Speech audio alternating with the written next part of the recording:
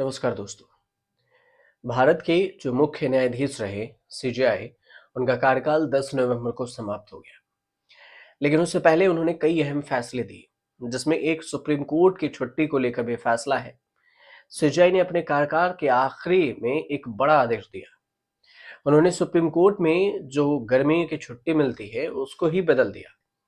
आदेश दिया कि अब कोर्ट में छुट्टियां नहीं बल्कि आंशिक कार्य दिवस होंगी। 2025 के जो कोड में है, गर्मी की छुट्टियों के कैलेंडर में अब आंशिक कार्य दिवस के रूप में दिया जाएगा। मतलब छुट्टी नहीं मिलेगी, कार्य दिवस चलता रहेगा। इस बदलाव को सरकारी गजट नोटिफिकेशन में भी जारी कर दिया गया है।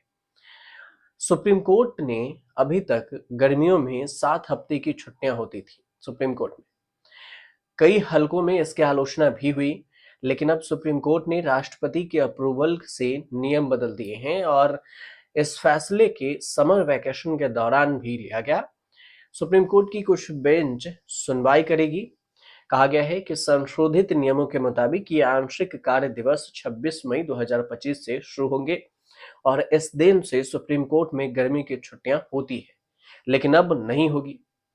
इसके बाद 14 जुलाई 2025 से वापस फुल डे कोर्ट चलेगा। कोर्ट के कैलेंडर में कई शब्दों को भी बदलाव किया गया है, जिससे छुट्टियों के दौरान सुनवाई करने वाले जजों को वैकेशन जज की जगह सिर्फ जज कहा जाएगा, जो पहले वैकेशन जज कहा जाता था। इस नए आदेश के बाद से सुप्रीम कोर्ट 2 सत्रों के लिए बैठेगी। पहला सत्र आंशिक कार्य दिवस के साथ शुरू होकर शीतकालीन सत्र के छुट्टियों तक चलेगी और इस कोर्ट का जो दूसरा सत्र है वो होगा शीतकालीन अवकाश के अंत से शुरू होगा।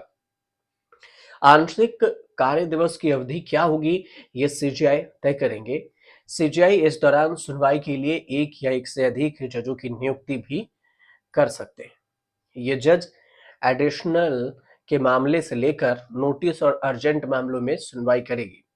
सीजीआई डीवाई चंद्रचूड़ ने 9 नवंबर 2022 को सीजीआई का पदभार संभाला था और 10 नवंबर को उनका कार्यकाल पूरा हो गया।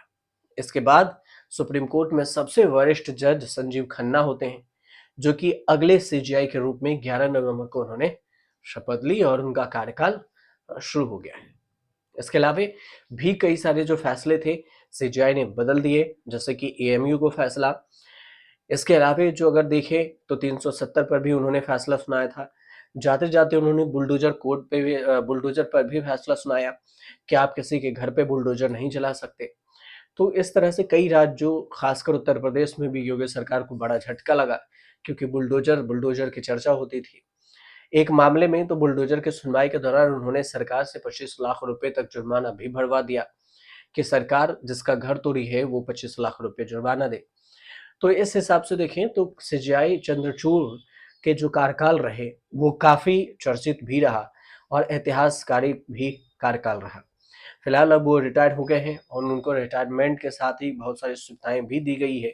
अब अगले जो चीफ जस्टिस हैं संजीव खन्ना, वो क्या कुछ फैसला लेते हैं, ये भी देखने वाली बातें होंगी।